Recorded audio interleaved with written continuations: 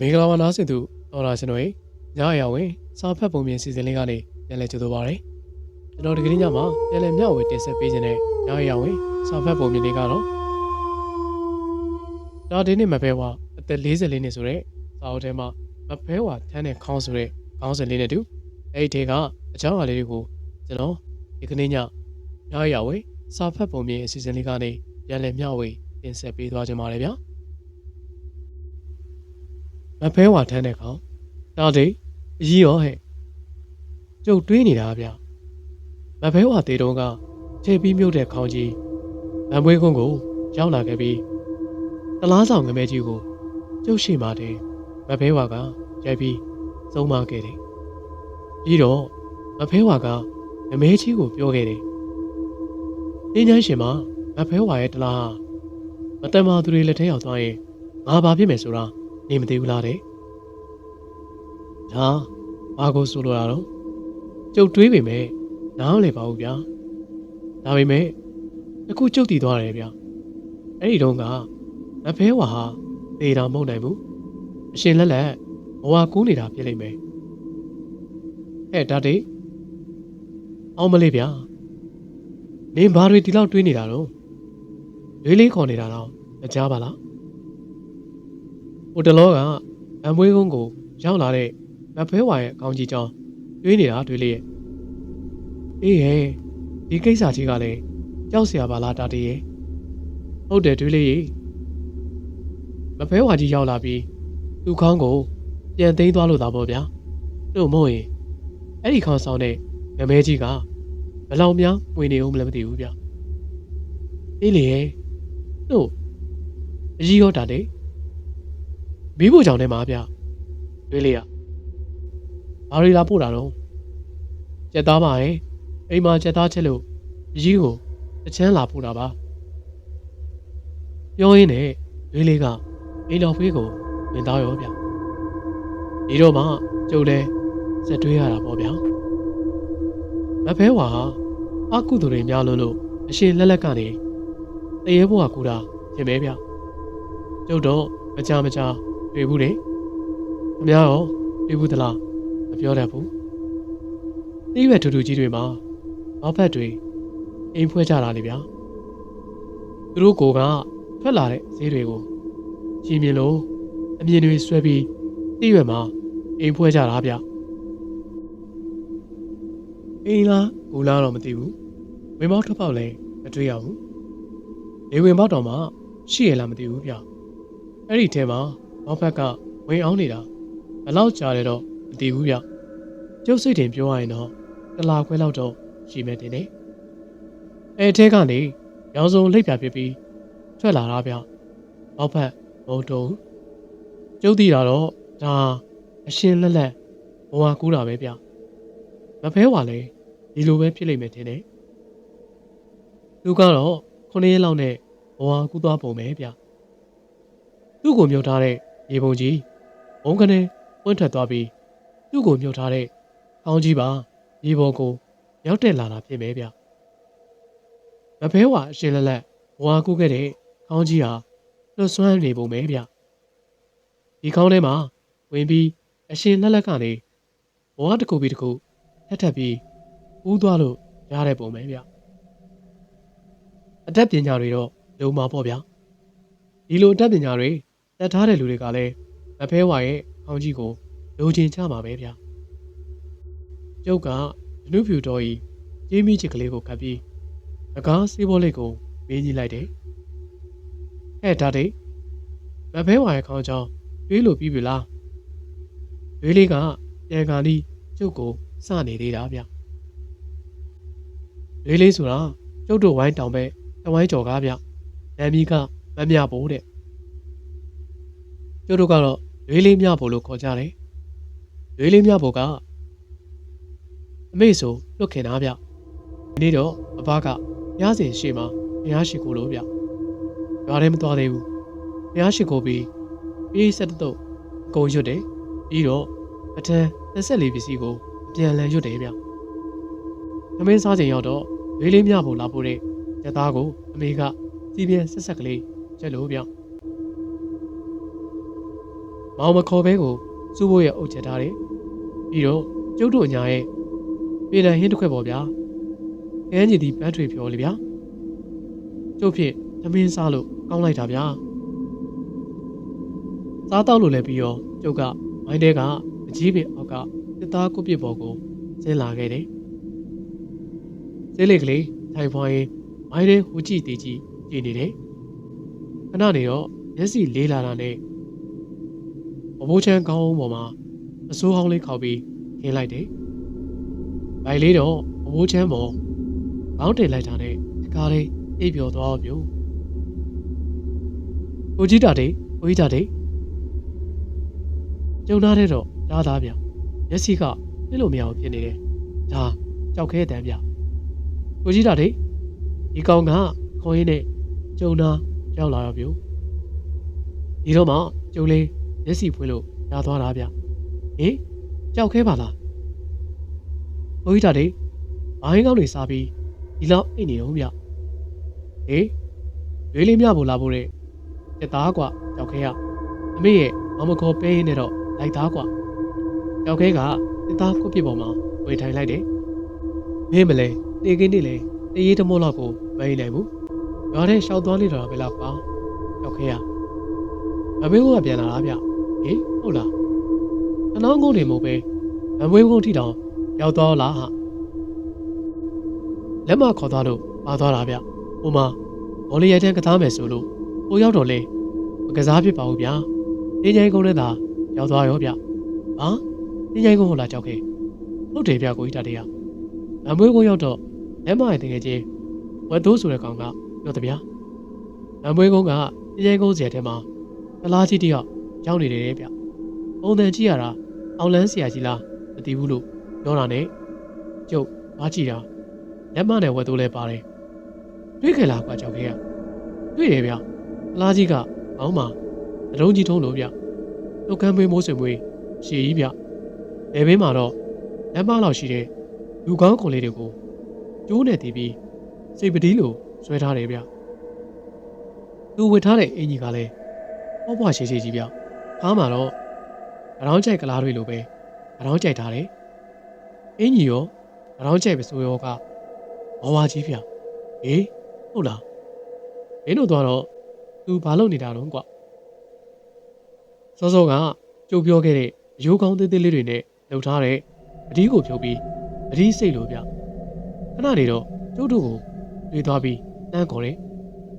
လက်မနဲ့ဝတ်သူကတော့ကြောက်ပြီးထွက်ပြေးသွားတယ်ကျုပ်ကတော့သူ့နားသွားပြီး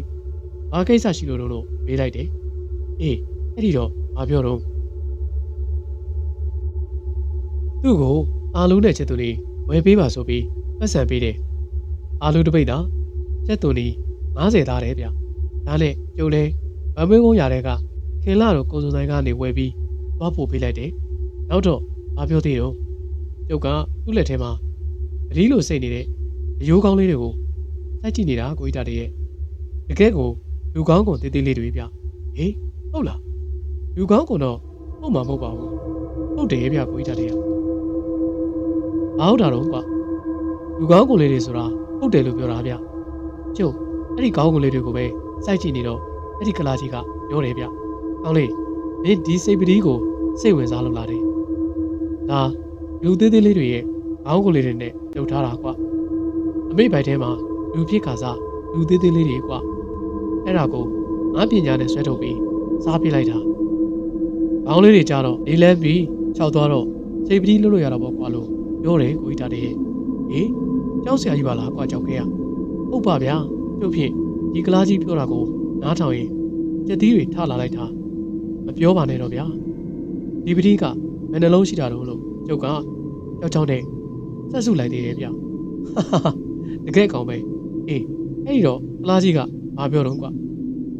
69လုံးပတိတယ်ဗျဟာဒါဆိုရင်အိမ်ပိုက်ထဲကနေဒေသားလေးတွေကိုသူ့ပညာနဲ့နိုင်ပြီးစားတာ69တောင်ပေါ့ကြောက်ခဲရဟာမကောက်ဘူးဗျကိုကြီးတာတွေကသူ့လွယ်ကြီးတဲ့ကလက်မလောက်ရှိတဲ့လူကောင်းကိုလေးတစ်ခုထုတ်ပြီးကျုပ်ကိုပေးတယ်ဟေးဟုတ်လားမင်းယူလာသလားမယူပါဘူးဗျာကျုပ်ယူချင်မှုလို့ပဲပြောလိုက်တယ်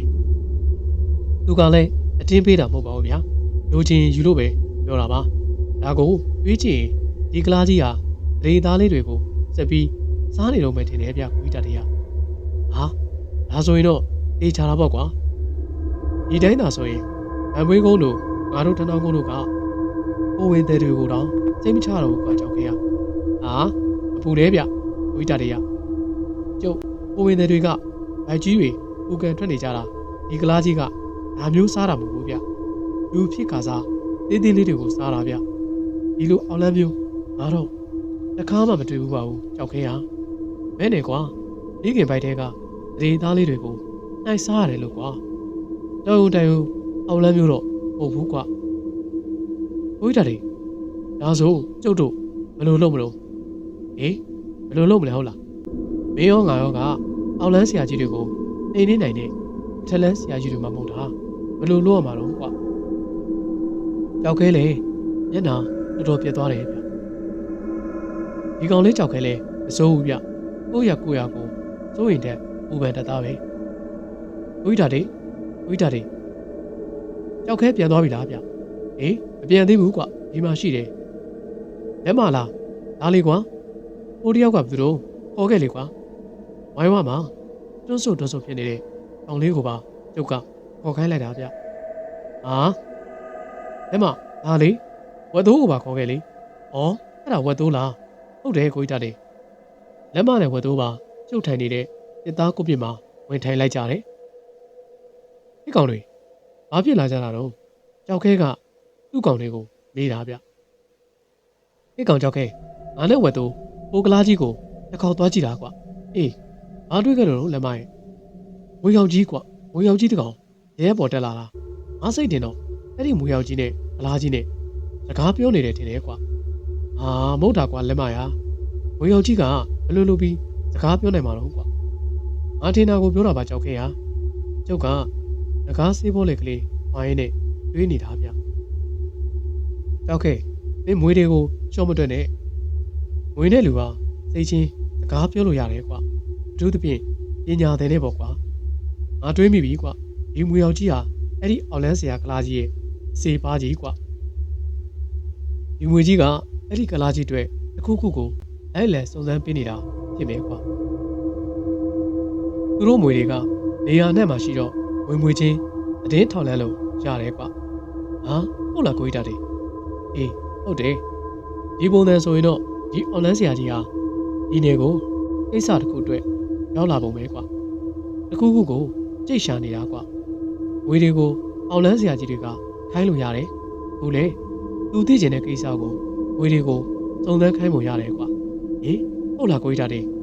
ထူးဆန်းလိုက်တာဗျာလက်မကတရားတော်ပြောတာဗျဝတ်တိုးကတော့ကျုပ်ပြောနေတာတွေကိုဘာမှနားလဲပုံပေါ်ဘူးဗျမျက်လုံးပြူးပြူးကြီးနဲ့မေးပြီးနားထောင်နေလေကိုကြီးတာတွေပြောသလိုဆိုရင်လက်မနဲ့ဝတ်တိုးတွေ့ခဲ့တဲ့ငွေရောက်ကြီးကကလားအောင်လန်းဆရာကြီးလွတ်ထားတဲ့ငွေစုံတော်ကြီးပေါ့ဟုတ်လားကိုကြီးတာတွေကြောက်ခဲကကျုပ်ကိုမေးတာဗျသိဟုတ်တာပေါ့ကြောက်ခဲရဒီကလားအောင်လန်းဆရာကြီးဟာဘာကိစ္စနဲ့ရောက်လာတယ်ဆိုတာမကြခင်သိလာမှာပေါ့ကွာဒီတော့ဒီလိုလို့ကွာဝတ်တိုးကဗန်ပွေးကုန်းကိုပြန်ရောက်ရင်မင်းတငယ်ချင်းတွေတဲကတတိရှိတဲ့ကောင်2ယောက်3ယောက်လောက်ရှာကွာပြီးရင်အဲ့ဒီကလားကြီးကိုတိတ်တိတ်ချောင်းပြီးခဲခတ်ကွာတစ်ခုခုထူးချရင်ချက်ချင်းသာပြေးလာခဲ့ပြီးတော့ဝိဒါတေဒီအတွက်မပူနဲ့ကျုပ်ဗန်ပွေးကုန်းကိုပြန်သွားလိုက်မယ်ဒီညဟိုမှာပဲအိမ်မယ်လက်မကအိမ်ပြန်တော့မင်းအိမ်ကစိတ်ပူနေလိမ့်မယ်ငါကတောင်းနေကြဆိုတော့ပြဿနာမရှိဘူးကျုပ်လည်းဘာပြောရမှန်းမသိတော့ပါဘူးဗျာဒီလူကြီးကိုစောင့်ကြည့်ဖို့လိုတာတော့မှန်ပဲဗျနောက်ဆုံးတော့အမကအိမ်ပြန်သွားတယ်ကြောက်ခဲကသူ့အိမ်ကိုအကျိုးအကြောင်းသွားပြောပြီးဝတ်တိုးနဲ့ဗန်ပွေးကုန်းကိုလိုက်သွားတယ်ဒီကောင်ဒီညဗန်ပွေးကုန်းမှာအိမ်ပါဗျကျုပ်လည်းဟိုတွေးတီတွေးနဲ့ညတကောင်လောက်ရောက်မှအိပ်ပြောသွားတယ်ဒီမှာတေးရေဘက်ကိုကျုပ်မက်တော့တာပေါ့ဗျာအိမ်မက်ထဲမှာကျုပ်ကမီးလောင်ကုန်းကပြန်လာတာဗျမီးလောင်ကုန်းတင်ရိုင်းကိုပြေးသွားတဲ့လမ်းကတောလမ်းကလေးလေးဗျာမဖဲဝါနေတဲ့အိမ်မှာကျုပ်ရေးခဲ့ပူပါတယ်မဖဲဝါရဲ့ဝိနေကြီးကကျုပ်ကိုလာပြီးခေါ်သွားတဲ့ လမ်းကလေးလေဗျာအိမ်မက်ထဲမှာကျုပ်ကအဲ့ဒီလမ်းကလေးတိုင်းရှောက်လာတာဗျတောလမ်းကလေးဆုံးတော့ရာခွက်ထဲကိုရောက်လာတာဗျမီးလောင်ကုန်တဲ့ရိုင်းကိုပြစ်ပတ်သွားတဲ့လမ်းပေါ့ဗျာကျုပ်တုံ့ကနေရက်လိုက်တယ်ဒီလမ်းဆုံးရင်ရာခွက်ထဲကိုရောက်အောင်မှာကိုကျုပ်တည်နေတာပဲအခုလမ်းဆုံးတော့အိမ်ဝိုင်းကြီးတစ်ခုတည်းကိုကျုပ်ရောက်သွားတယ်အိမ်ကတိုက်အိမ်ပဲကြီးဗျကျုပ်တကူလုံးစက်သီးတွေဖြန်းကနေထားသွားတော့ဗျာကျုပ်အိမ်ကြီးကိုတည်တည်ချာချာကြည့်လိုက်တယ်ကျုပ်တခါကရောက်ခဲ့ဘူးတဲ့မဖဲဝိုင်အိမ်နဲ့ခက်စင်စင်ပဲဗျအဲ့ဒီအိမ်တော့မဟုတ်ဘူးကျုပ်ကအင်ကြီးရှိမှပုံကြည့်ကြည့်နေတော့ရှိသေးတာဗျအာမဖဲဝိုင်ခွေးလက်ကြီးထောက်အောင်လိုက်တဲ့လမ်းဗျကျုပ်ဖြစ်တုံသွားတယ်ဟာအိမ်တကားကြီးဟောအိမ်တကားကြီးပွင့်သွားပြီဗျအိမ်ထဲမှာတော့မီးထွန်းထားတယ်ဗျဒါဒီဝင်ခဲ့လေဒါမဖဲဝါရဲ့တန်ဗျဒါဆိုရင်တော့မဖဲဝါကသူ့ရဲ့စေပေကျော်လောက်ရှိရဲ့အရက်ကြီးနဲ့ပုံဘူးတင်နေသူအမြဲဖန်ဆင်းပြလေးရှိတဲ့ကျုပ်နဲ့ရွယ်သူကလစင်ပုံကောင်မလေးပုံစံဖြစ်လိမ့်မယ်ကျုပ်အိမ်ထဲကိုဝင်ချသွားလိုက်တယ်ကျုပ်ထင်တဲ့အတိုင်းပဲဗျကျုပ်နဲ့ရွယ်သူကောင်မလေးဗျသပင်ကိုဝဲတာတာလေးနဲ့ဘယ်နားပေါ်မှာပန်းဝါရောင်လေးတစ်ပွင့်ဖန်ထားတယ်ဒါကတော့မဖဲဝါကျုပ်ပြောင်းရင်အမြဲဖန်လေးရှိတဲ့ဝါရောင်ပန်းကလေးဗျဆက်နေရသည်အဝါပွင့်လေးလေဗျထိုင်လေတာတည်းသူကခက်လန်းလန်းကလက်ထိုင်မဲမဲကြီးအလုံးမှာထိုင်နေတယ်ကျုပ်ကသာမရီငှက်နှကောင်ပုံခင်းထားတဲ့နောက်မီနဲ့လက်ထိုင်ဟောင်းကြီးတစ်လုံးမှာဝင်ထိုင်လိုက်တယ်ဘေးဘီကိုနှဲ့ချပြီးကဲခတ်လိုက်တယ်အခြေအနေမှန်ရင်ထွက်ပြေးဖို့ပေါ့ကိုလည်းကျုပ်လမ်းကြည့်ထားတယ်ဗျဒါပေမဲ့ကျုပ်တော်တော်စိတ်ပြေသွားတယ်တကားပေါင်းပေါ်မှာမဖဲဝိုင်ဖွေးတဲ့ကြီးကဘုတ်တို့ကြီးထိုင်ပြီးကျုပ်တို့ကိုကြည့်နေတယ်ဗျဒါတည်းငါမှအန်ဒီရဲ့ဂျုံလေးလို့ရင်းကိုခေါ်ရတာပါမဖဲဝါကကျုပ်ကိုစိုက်ကြည့်ပြီးပြောတယ်ဟုတ်ကဲ့မဖဲဝါပြောပါဗျာကျုပ်မလုပ်ပြရမှာတော့မဖဲဝါကထိုင်နေတဲ့ကလေးတိုင်းမှာထပ်မီမီလေးလုပ်ပြီးမျက်စိမိတ်ထားတယ်ပြီးတော့သူ့လက်တစ်ဖက်ကိုရှေ့ကိုဆက်ထုတ်ပြီးလေထဲကိုပြောင်းလိုက်တယ်ဗျနှာနေတော့ချောင်းကနေတဲ့လက်ခုပ်တစ်ချက်ကြီးလိုက်တယ်အာကျုပ်ဖြစ်လမ်းတော်သွားတယ်ဗျပြက်သီးတွေဆိုတာရန်ကနေထားပြီးသပင်းတွေတောင်အောင်သွားတယ်ဗျအိမ်နောက်ဘက်မောင်လူကြီးတွေကနေမဖဲဝါရဲ့ခေါင်းတလားကြီးလေထဲမှာပေါ်လော်ကြီးမျောပြီးထွက်လာတာဗျလေထဲမှာပေါ်လော်ကြီးမျောပြီးထွက်လာတဲ့ခေါင်းကြီးကကျုံနဲ့မဖဲဝါရဲ့ကြားကရမ်းမြေပေါ်မှာနေသွားတယ်မဖဲဝါတဲ့44နှစ်လို့တစ်သားပေါ်မှာစာလုံးထိထားတဲ့ခေါင်းကြီးပေါ့ဗျာဟိုတလောကဗန်ပွေးဦးကိုရောက်လာတဲ့ခေါင်းကြီးလေကျုပ်ကခေါင်းကြီးကိုစိုက်ကြည့်နေတော့မဖဲဝါကပြောတယ်ဒါတည်းအဲ့ဒီခေါင်းကငါ့ကိုရေမြုပ်ခဲ့တဲ့ခေါင်းလေငါရာသူရသားတွေကငါသေးသွားပြီလို့ထင်ပြီးငါအလောင်းကိုဒီခေါင်းထဲမှာထည့်တည်တည်ချာချာအကျိုးပေးခဲ့တာပါဒါပေမဲ့ငါကတခြားလူတွေလိုတေးပြီးတော့မှနောက်ဘဝကူရတဲ့သူမဟုတ်ဘူးအရှင်းလက်လက်ဘဝကူခဲ့ရတာသူတို့မြေမြုပ်ခဲ့တဲ့ဟောဒီခေါင်းတလားကြီးထဲမှာတင်ငါကအရှင်းလက်လက်ဘဝကူခဲ့ရတာလေဒီလေငါတို့မောင်နှမလုပ်ခဲ့ကြတဲ့အကုသိုလ်တွေကနဲတာမှမဟုတ်တာခံကြရတော့မှာပေါ့လေဟိုမဖဲဝါကကျုပ်ကဘာဆယ်ပြောရမှန်းမသိလို့စကားကိုရထားလိုက်တာဗျပြောနေတာတည်းဘာပြောမလို့တော့ဟိုကျုပ်ပြောချင်တာကကျုပ်မသိလို့မေးချင်တာပါဗျာမဖဲဝါဘွားကူတာဘောက်ဖက်တွေကနေလက်ပြလို့ဖြစ်တယ်လို့ကူတာလားလို့ပါအေးဟုတ်တယ်အဲ့ဒီသဘောမျိုးပဲတာတည်းနင်ကတော်တော်သိတာပဲကိုသိတာမဟုတ်ပါဘူးဗျာကျုပ်တွေးမိလို့ပါဟုတ်တယ်တာတည်းဟုတ်တယ်အဲ့ဒီမှာဒီပြဿနာကြုံရတော့တာပေါ့ဗျာဘာပြဿနာတော့ဗျဟောဒီခေါင်းတလားဟာပေါ်ဝင်ပစ္စည်းတစ်မျိုးဖြစ်သွားတယ်တာတည်းအ အောက်လန်းပညာတွေကိုနဲ့ဆက်ဆက်တတ်တဲ့လူဟာဒီခေါင်းထဲမှာဝင်ပြီး9 ရက်တိတိတေးသလိုနေလိုက်အောင်နဲ့နောက်တစ်ဘဝကိုစက်ကူးနိုင်တယ်။တနည်းပြောရရင်တော့အသက်ကိုရှည်အောင်စက်ကူးပြီးနေသွားလို့ရတယ်။ညာဟုတ်လားမပဲပါ။ဟာဒါဆိုရင်ဒီခေါင်းเจ้าကိုတီးသွားတဲ့လူကလိုက်ရှာနေမှာပဲပေါ့။မှန်တော့ပေါ့ဒါတည်း။ဒါကြောင့်ငါမှဒီခေါင်းကိုအမြဲဖွက်ထားရတယ်။အဆောင်ရှောက်အမြဲချထားရတာ။ဩဒါကြောင့်မမဲကြီးစောင့်ခဲ့ရတာကိုအေးဟုတ်တယ်ဒါပေမဲ့ငါတပည့်ငမဲရဲ့နိုင်မဲမှုကြောင့်ဒီခေါင်းရဲ့တရေကအပြင်ကိုထွက်သွားပြီတာတီဟင်ဟုတ်လားမပဲပါဟုတ်တယ်တာတီအောင်လန်းတွေကဒီခေါင်းရဲ့တရေကိုအမြဲစုံစမ်းနေတာအခုတော့အင်မတန်မှအစွမ်းထက်တဲ့အိန္ဒိယအောင်လန်းဆရာကြီးမမွေးကုန်းတင်းချိုင်းမှာရောက်နေပြီဟာဟုတ်တယ်မပဲပါကျုပ်အဲ့ဒီတရေကြားပြီကြောက်ခဲကျုပ်ကိုပြောတာကျုပ်ဒီလူကြောင့်တားပြီဗျဒီအောင်လန်းဆရာကြီးကတော်တော်ကိုကြောက်စရာကောင်းတာပဲဗျာမအေတွေရဲ့ဗိုက်ထဲကတရေသားလေးတွေကိုထုတ်စားတာဆိုပဲပြီးတော့အဲ့ဒီတရေသားလေးတွေရဲ့ခေါင်းကုန်လေးတွေတီးပြီး69လုံးပရီလှုပ်ထားတယ်ဆိုပဲဗျာဟုတ်တယ်တာတေအဲ့ဒီတရေသားတယောက်ကိုသူတို့ရဲ့ပညာတွေနဲ့မန်းမုံပြီးစားလိုက်တိုင်းသူတို့မှပြောမပြနိုင်လောက်အောင်ကိုအင်းအားတွေတိုးလာကြတာဒါပေမဲ့ဒီလိုအစဉ်မျိုးထိပညာတတ်တဲ့အောင်လန်းကြီးတွေသိမရှိတော့ပါဘူး။ကမ္ဘာလုံးမှာမှ9 ယောက်ပဲရှိတော့တာပါ။အဲ့ဒီထဲမှာအခုဗန်ပွေးကုန်းကိုရောက်နေတဲ့အကောင်လဲပါတာပေါ့တာတေ။ဟာဟုတ်လားမပဲပါ။ဒါဆိုရင်ဒီလူကြီးရဲ့ပညာကကမ္ဘာထိပ်တဲ့အဆင့်ရှိတာပေါ့။ဟုတ်လားမပဲပါ။တို့နေပါဦးဗျ။ဒီလူဒီကိုဘာလာလောက်တာတော့အိန္ဒိယကနေတောင်ရောက်လာတာဆိုတော့တော့ကိစ္စတော့ဟုတ်မယ်မထင်ဘူးဗျဒီလိုတာတေငါရဲ့မော်ဝင်တလားပေါ်လာတဲ့သတင်းကိုသူချသွားတယ်ဒီလူကမမပြည်တဲ့ကိုလည်းအမြဲဝင်လိုက်ထွက်လိုက်လုပ်နေတာမမစကားကိုလည်းကောင်းကောင်းတတ်တယ်ပြီးတော့သူ့မှာသူသွားလေရာပါတဲ့ဝေးရောက်ကြီးတစ်ကောင်ရှိတယ်အဲ့ဒီမွေကြီးကသူ့ပညာနဲ့လေးကျင့်မွေးယူထားတဲ့ဝေးရဲ့သူ့အမိတ်ဆိုရင်နည်းနည်းမှတွေ့ပြီးတာမရှိဘူးဝေးဒီမှာကတော်တော်ထူးဆန်းတဲ့စွမ်းတွေရှိတယ်။မွေတွေတစ်ကောင်နဲ့တစ်ကောင်အဝေးကြီးကိုလမ်းပြီးတက်သွင်းနိုင်တယ်။အဲ့ဒီမွေရဲ့စွမ်းနဲ့ငါခေါင်းတလားကြီးပေါ်လာတဲ့သတင်းကိုဒီကောင်ရသွားတာတဲ့။ဒါကြောင့်ဒီကိုချက်ချင်းရောက်လာတာ။အော်ဒီလိုကိုခုရောသူမလုပ်နိုင်လို့တော့ဗျ။လုပ်နိုင်တဲ့ဒါတည်း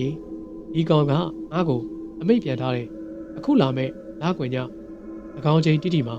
ငါရဲ့ပေါ်ဝင်တလားကိုငါကိုယ်တိုင်ထမ်းပြီးသူ့စီကိုအရောက်ပို့ပေးရမယ်တဲ့။ဗျာဟုတ်လားမဖဲပါမဖဲပါသူ့ကိုမရှင်နိုင်ဘူးလားဘယ်လိုလုပ်ရှင်နိုင်မှာတော့တာတီယာဒါဆိုရင်မဖဲဝါရဲ့တခင်မကြီးရောက်ဖက်ရှင်မရဲ့ကိုကြီးကိုယွင်ရောဗျာဟာမလွယ်ဘူးတာတီဒီအောင်လန်းဆရာကြီးကကဘာမာကိုနံပါတ်1အဆင့်ရှိတယ်တဲ့ဟာဟုတ်လားမဖဲပါနောက်ဆုံးကြံနေတဲ့ကဘာပေါ်ကအောင်လန်းကြီးတွေထဲမှာဒီကလားကြီးကနံပါတ်1ဆိုတော့သူ့ပညာတွေဟာတွေးမကြည့်ရဲလောက်အောင်ကိုကြောက်စရာကောင်းတာပါလားဗျာဟုတ်တယ်တာတီဒါပေမဲ့ငါကတော့ရှော်ပြီးမှတော့မဟုတ်ဘူးသူ့ကိုတတ်နိုင်တဲ့နီလန်းကိုငါညှက်စီနေတာပဲတို့ဒီပါဦးဗျဒီတလားကိုမဖဲဝါကိုယ်တိုင်လာပို့ရမယ်ဆိုတာကဘာသဘောတော့အဲ့တာတီရဲ့ဒီကောင်ကငါရဲ့မော်ဝင်တလားကိုယူုံတယ်မဟုတ်ဘူးဟဲ့ငါကိုပါဖမ်းပြီးခေါ်သွားမှာပြီးတော့ငါကိုအသက်လုံးဖိုင်းစားဖို့ကြံတာဟေ။အော်ဒီလိုကို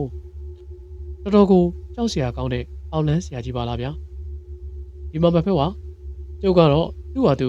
ကမ္ဘာနံပါတ်1ပဲဖြစ်ဖြစ်နံပါတ်2ပဲဖြစ်ဖြစ်ဒီလိုလူမျိုးကိုအဝေးစီးရအောင်ပို့လိုက်ခြင်းစမ်းတယ်ဗျာ။အဲ့ဒါတည်းနေတကယ်ပြောတာလား။ဒီမှာဒီအောင်လန်းဆရာကြီးကိုရင်ဆိုင်ရတဲ့တက်တရောရှိလား။ဘာပြောနေမဖက်ဝါကျုပ်အเจ้าတွေကိုမဖဲဝါလဲသိနေတာပဲဗျာ။ကျုပ်ကကြောက်တယ်ဆိုတာမောင်မန်းကိုတီးတဲ့ကောင်မဟုတ်ဘူးဗျာမဖဲဝါကအားရပါးရကိုရေတော့တာမျိုးကျုပ်တောင်ကြောင်တော်ဖြစ်သွားတယ်မဖဲဝါဘာကိုသဘောကျလို့ဒီလောက်ရန်နေမယ်ကျုပ်မသိဘူးဗျကျုပ်ပြောလိုက်တဲ့ကားတွေထဲမှာဘာများရဲစရာပါသွားလို့ကျုပ်ကတွေးကြည့်နေတာဗျဒါတည်းဒါဆိုရင်ဖြစ်ပြီဟဲ့ ညာဘာလို့ဗျဘာဖြစ်မှာတော့ဒီကောင်ကြီးကိုဒီနေ့ငါတက်ရောက်ပေါင်းပြီးတက်လို့ရတယ်ဟာဟုတ်လားမဖဲပါဒါဆိုရင်လေမြန်သွားပြီးတက်လိုက်ကြအောင်ဗျာဘယ်ဖြစ်မှာတော့ဒါလေးနားကွယ်ညားတကောင်ပါမှာငါကတလားသွားဖို့ရမှာဩဟုတ်သားပဲဗျာဒါဆိုရင်ကျုပ်ကမန်ပွေးဝန်းတင်းရဲ့ကစောင့်နေရမှာလားဟာမဟုတ်ဘူးဒါလေးဒီကိုငါသဇူးဝါတစ်လုံးပေးမယ်မလဲမိုးလင်းတာနဲ့ဒီလိုဝိုင်းထဲမှာကြောင်းနေလိမ့်မယ်မဖဲဝါလဲဗျာကျုပ်မှာတိတ်ထားတဲ့သဇူးဝါတွေရှိပါတယ်ဗျမတူဘူးဒါလေးအခုငါပေးမယ်သဇူးဝါကအထက်လန်းဆရာတယောက်ကိုအကြိုထားတဲ့ဇူဝါဟဲ့အစွမ်းတက်တည်ရှိတယ်ဒီကဒီတဇူးဝါကိုတထောင်လောက်ပြပြီးတည်တည်ချာချာချွန်တာဒီဝါကဘလောက်တောင်စွမ်းတယ်လဲဆိုရင်အဲ့ဒီအထက်လန်းဆရာကြီးကိုအကြိုခဲ့တာအနည်း20ရှိတာတော့ခုထိစိမ့်နေတော့နည်းနည်းမှချောင်းမသွားဘူးအပေကအခုချက်ချင်းခုတ်လာတဲ့အတိုင်းပဲအဲ့ဒါကိုတည်တည်ချာချာချွန်တာနားကွယ်နေညအကောင်မတိုင်ခင်ဟောဒီမီးလောင်ကိုတင်ញိုင်းတဲ့ကိုအရောက်လာခဲ့။တယောက်ထဲလာတော့ဘယ်သူမှလည်းမသိစင်းနဲ့ကြားလာတာတည်း။သိချမဖဲဝါကြီးတောင်တွေကဒါမျိုးတွေလှုပ်ချင်လွတ်လို့စောင့်နေကြတာကြာပြီဗျ။အေးဒါဆိုရင်ဟန်ကြပြီပေါ့ဟဲ့။နေသာဆန္ဒမရှိရင်ငါကအတင်းခိုင်းဝင်မရှိဘူးတာတည်း။ဩရင်ချုံထားတဲ့တစုကလည်းယူခဲ့နော်။ဟုတ်ပြီကျုပ်ယူခဲ့မှာပါ။အေးအကောင်ရောက်တာနဲ့အင်းကငါရဲ့တလားကြီးထဲမှာဝင်ပြီးပက်လက်လန်းနေပြီးတော့လဇူးဝါကိုရင်ဘက်ပေါ်တင်ပြီးအစင်းနဲ့ကင်ထားရမယ်။ငါကဟောဒီမော်ဝင်တလားကိုထမ်းပြီးဗန်ပွေးကုန်းတင်းချိုင်းကိုသွားမယ်။ပိုရောက်တာနဲ့ငါကမော်ဝင်တလားကိုအပ်လိုက်မယ်။ဒီကောင်ကြီးကဝမ်းသာအားရနဲ့ခေါင်းတလားကြီးကိုအဖုံးဖွင့်ကြည့်လိုက်မယ်။ခေါင်းဖုံးဖွင့်တာနဲ့နေကသူ့ရင်ဘက်ထဲကိုလဇူးဝါထိုးသွင်းလိုက်ပြီးတော့အေးအင်းတရီထားမှာကထိုးသွင်းထားတဲ့တဇူးဝါကိုကျွတ်ထွက်မသွားဖို့ပဲတားတယ်ကျွတ်ထွက်သွားရင်တော့ငါတို့ရှုံးမိတာတယ်အဲ့လိုဖြစ်ရင်တော့နေရောငါရောကိုဒီကောင်ကြီးကတက်ပြစ်မှာပဲဒီအတွက်တော့မပူပါနဲ့ဗျာတဇူးဝါလုံးဝကိုကျွတ်မထွက်အောင်ကျုပ်ထိုးထားမှာတို့နေပါဦးဗျဒီလောက်အစွမ်းထက်တဲ့အောင်လန်းဆရာကြီးကိုဒီတဇူးဝါနဲ့ထုံးုံနဲ့တေးပါမလားဗျအေးနေမေးတာတဘာဝကြပါတယ်ဒီကဘာမှာဒီကောင်ကြီးရဲ့လေးဝဲချက်ကိုတည်ထားတာငါပဲရှိတဲ့တာတည်း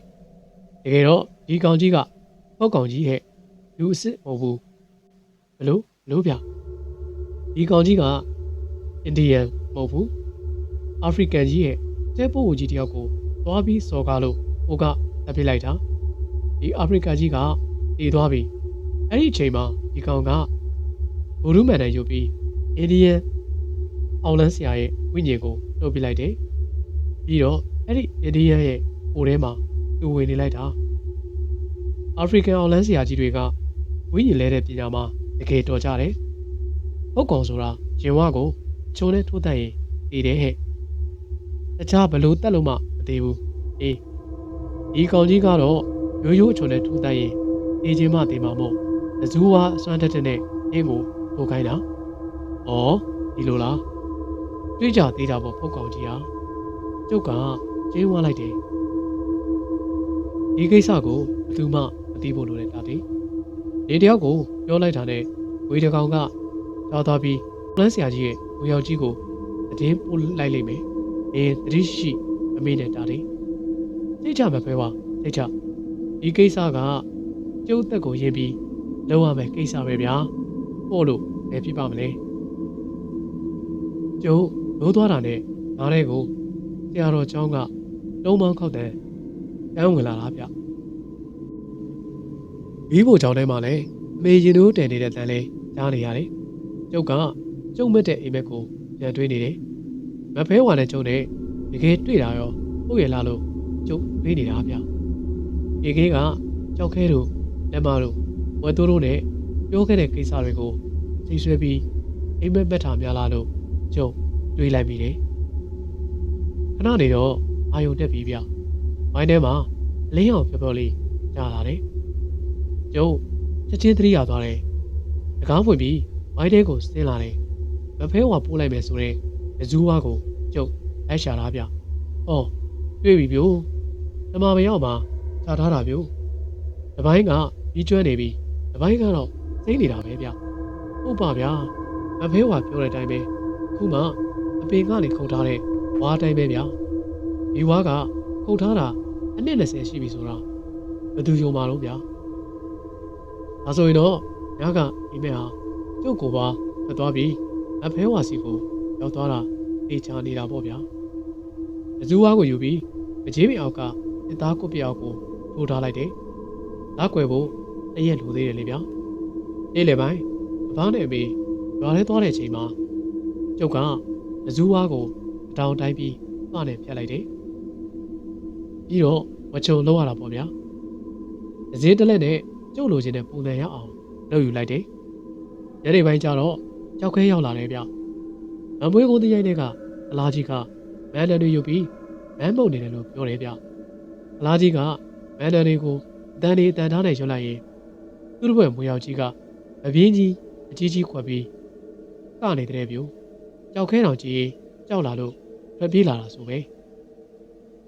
ဒီလေလက်ကွယ်ညတဲ့သူလေ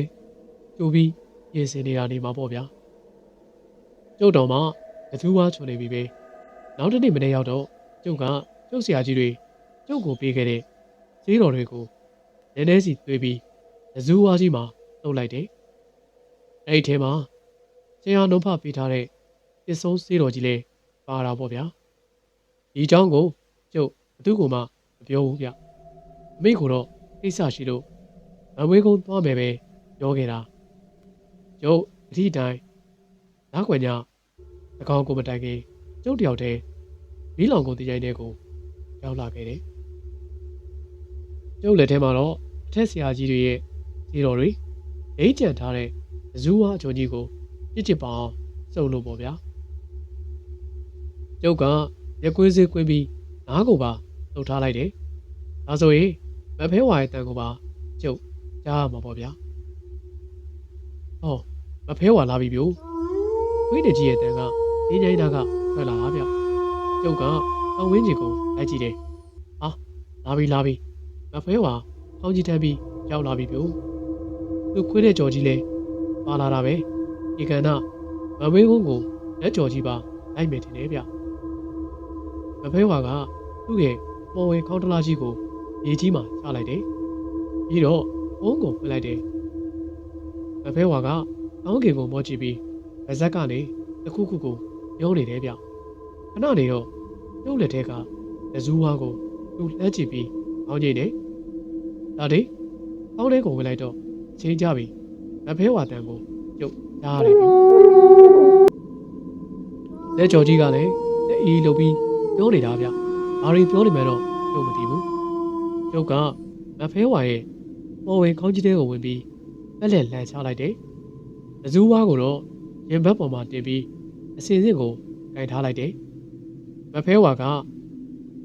ဖုံးကိုနှုတ်ခမ်းလေးတေးပြီးပိတ်လိုက်တယ်ကျုပ်တက်ရှူတို့ရနေတာပေါ့ဗျာမဖဲဝါကခေါင်းကိုမမာသေးဘူးဗျဟောလက်ကြော်ကြီးဦးပြီဒီတော့မှမဖဲဝါကခေါင်းကိုတက်ခနဲမှာပြီးအခုံးပေါ်မှာထမ်းလိုက်တာဗျဟောသွားပြီမဖဲဝါဒီထဲကိုရောက်တက်သွားပြီးရှေ့ကိုပြေးနေပြီလက်ကြော်ကြီးရဲ့တရီနဲ့အော်တန်ကိုကျုပ်ကြားနေရတယ်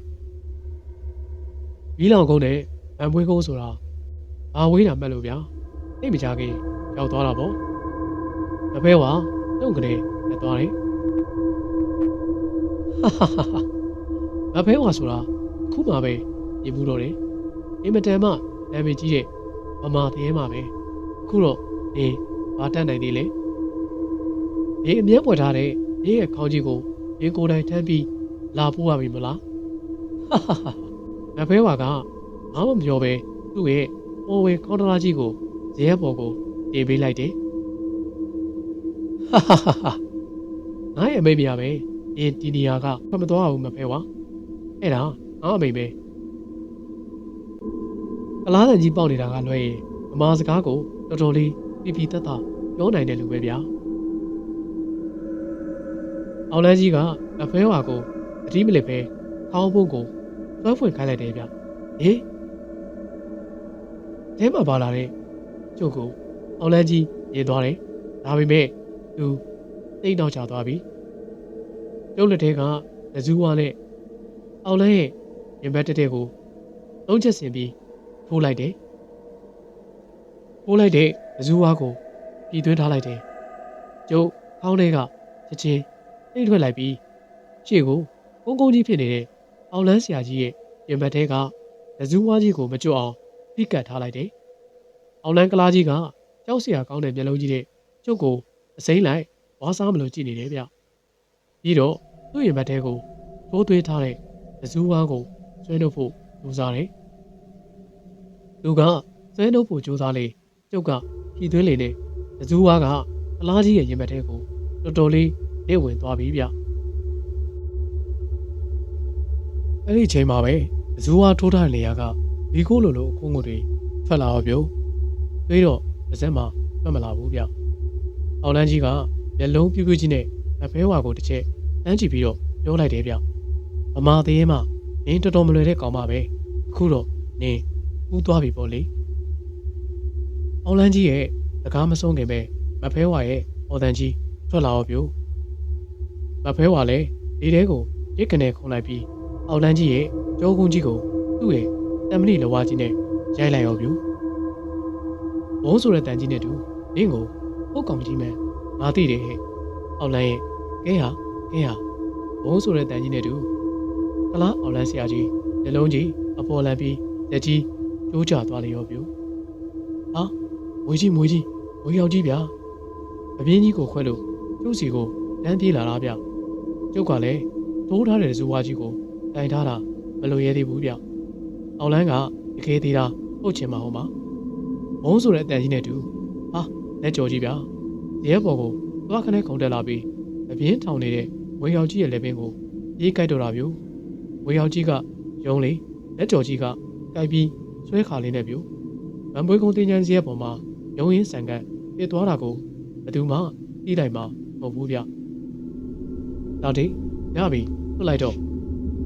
မဖဲဝါပြောတော့မှကျုပ်ကလက်စူးဝါးကိုတွေ့ရဲတာပြူကလားအောင်လန်းကြီးကမျက်လုံးကြီးပြူပြီးပက်လက်လန်ကျသွားတယ်ရင်ဝမှာတော့ကျုပ်ထိုးထားတဲ့လက်စူးဝါးကြီးကတန်းလန်းကြီးပေါ့ဗျာသူ့ဘေးမှာတော့လက်ကြော်ကိုက်တက်ထားတဲ့အောင်လန်းဆရာကြီးရဲ့ဝေရောက်ကြီးကချင်းချင်းကြီးတည်လို့ဗျဒါတည်းမင်းကိုငါကျေးဇူးတင်တယ်လို့မဖဲဝါကပြောရင်သူ့ရဲ့ကောင်းတလားကြီးကိုကောက်ယူပြီးပကုံးပေါ်မှာထမ်းလိုက်တယ်လက်ကြော်ကြီးကလည်းကျုပ်ကိုကြည့်ပြီးလက်အီနဲ့လုံနေတာပြို့သူလည်းတစ်ခုခုပြောနေပုံပဲဗျမဖဲဝါကကောင်းကြီးတန်းပြီးဗန်ပွေးကုန်းစီးရဲ့ပေါ်ကဆင်းသွားတယ်ပြီးတော့ဗန်ပွေးကုန်းတင်းကျိုင်းတွေကထွက်သွားတယ်လက်ကြော်ကြီးရဲ့ဦးတန်းပြီးဝေးသွားပြီပြို့ကျုပ်ကအာကနေနဲ့អော်လိုက်ပြီးတော့ရဲဘော်ကဆင်းပြေးလိုက်တယ်ဗျအောင်လန်းဆရာကြီးရဲ့အလောင်းကမိထားတောက်တာပြို့ဒါမျိုးတွေကျုပ်မြင်ခဲ့မှုပါပြီဝေစီကိုသွားမယ်အောင်လန်းကြီးတွေကဝေကြီးတွေသိရင်အခုလိုမျိုးအရဲမိတော့ကြီးထားတောက်တတ်တာပဲဗျဒါပေမဲ့အရဲမိတော့ကတမ်းမှန်မိတဲ့အစာပေါင်းများစွာပြင်တော့ခဏလေးတွင်းမှာပြာမုံတော့မကျန်ပဲအောင်လန်းဆရာကြီးပျောက်သွားတာပြို့အိုးဆရာကလေးပေါ်မှာတော့ဝေးကြိုက်တတ်ထားတဲ့ဝေးသေးတစ်ကောင်ပဲပြေးကြမှာပေါ့ဗျာကျုပ်လည်းဗန်ပွေးကုန်းတင်းရိုင်းကထွက်ခဲ့တယ်ကိုကြီးတာတိဟေးဟာကြောက်ခဲပါလားဟေးလက်မနဲ့ဝဲသူလဲပါတာကိုမင်းတို့ဒီချိန်ကြီးဘာလာလို့ကြတာတော့ဝဲသူကဒီညခုခုထူးခြားမယ်ထင်တယ်အောင်လန်းကလာကြီးရဲပေါ်မှာမီးတွေထင်းပြီးဘာတွေလုပ်နေလဲမသိဘူးဘာတော်တွေရွတ်နေတာလဲအတန်ကျဲကြီးလို့လာပြောတာနဲ့ကျုပ်နဲ့လက်မလိုက်ချလာတာဗျကျုပ်တို့ကြည့်နေတော့မှဟိုတလောကမဝေးကုန်းကိုရောက်လာတဲ့မဖဲဝါရဲ့ခေါင်းကြီးကနေတဲကနေဝါကနေပေါ်လာပြီးအထဲကကိုကြီးတာတေးထွက်လာတာတွေ့လိုက်တယ်ပြီးတော့အောင်လန်းကြီးကိုတစ်ခုခုနဲ့ထိုးလိုက်တာကိုတွေ့လို့ကျုပ်တို့စက်ပြီးကြည့်နေတာဗျဟုတ်တာပေါ့ဗျာဒီကောင်တွေကမဖဲဝါနဲ့လူခွေးကြီးကိုတော့နေမြင်ရမှာတော့ဒီပေါင်းကိုကြီးတာတေးရဲ့အောင်လန်းမူရောက်ကြီးကကိုကြီးတာတေးကိုတောက်တက်မလို့လုံနေတော့ချက်ချင်းတည်သွားတာဘလို့ဖြစ်လို့တော့မင်းတို့မမြင်ရတဲ့သူတွေလုံးလိုက်တာပေါ့ကြောက်ခဲရ ဟောကျုပ်သိပြီကိုကြီးတာတေဒါဆိုဒီခေါင်းကြီးကိုကျုပ်တို့မမြင်ရတဲ့သူကတည်လာတာပေါ့လေဒါနဲ့အောင်လန်းကြီးကသူ့လိုမိတောက်ပြီးဘုံကလေးလောင်သွားတာဘာကူမှမတွေးတော့ဘူးဗျအဲ့ဒါဘယ်သူရှို့လိုက်တာတော့စောကကိုကြီးတာတေပြောတဲ့မမြင်ရတဲ့သူတွေရှို့လိုက်တာလားဟာမဟုတ်ဘူးကွာအဲ့ဒါငရဲမိတောက်လို့ခေါ်တယ်အကုသို့တိမ်များတဲ့အောင်လန်းဆရာကြီးတွေသိရင်ငရဲမိကအလိုထထောက်တာကွာနှုတ်ပူတဲ့မိကွာကြောက်ခဲ့ရဒါကြောင့်ရဲအောက်ကိုဆင်းပြေးရတာဒါဆိုတော့အောင်လန်းဆရာကြီးကိုရဲပြည်ကလာပြီးခေါ်သွားတဲ့သဘောပေါ့ဟုတ်လားကိုကြီးတာတေဟုတ်တာပေါ့ကြောက်ခဲ့ရဒီအောင်လန်းကြီးဘဝေစီကိုရောက်သွားပြီကွာဒီကောင်တွေကအင်းငိုင်းစင်းနဲ့ခက်လန်းလန်းကအပင်တွေနောက်မှာပြည့်နေကြတာဗျ။ဗန်ပွေးကုန်းကဝက်တိုးကိုအင်းထိပြန်ပို့ပြီးတော့လက်မရဲ့ကြောက်ခဲကျုပ်ရဲ့တနောင်းကုန်းကိုပြန်ခဲ့ကြတယ်။ကျုပ်တို့တနောင်းကုန်းကိုပြန်ရောက်ပြီးတော့သိမကြပါဘူးဗျာ။ရင်းချစ်လွန်တော့တာပါပဲ။မင်္ဂလာပါနားဆင်သူတော်တော်ရှင်တို့ကျွန်တော်ဒီကနေ့ညမှာပြန်လည်မျှဝေတင်ဆက်ပေးလိုက်တဲ့ဒီအကြောင်းအရာလေးတွေမှာလူချင်းမင်းတို့ကြိုက်နေတဲ့ဆိုရင်ကျွန်တော်ရဲ့ channel လေးကို subscribe လုပ်ပေးပါနော်။နောက်ပတ်များမှာလည်းပရောလောကဇလံများနဲ့ဂမ်ဘီယာဇလံများကိုတင်ဆက်ပေးသွားမှာပါ။အားလုံးကိုချစ်ခင်လေးစားပါတယ်။ကျွန်တော်ကတော့တင်ဆက်သူဦးနေမျိုးပိုင်ဖြစ်ပါတယ်ဗျာ။စာပေချစ်သူနားဆင်သူပေးသက်တော်အားလုံးတာလာပါတဲ့မင်္ဂလာရှိသောညချမ်းအချိန်ခါလေးကိုပိုင်ဆိုင်ပြီးအိမ်မက်လာမကြပါစေဗျာ။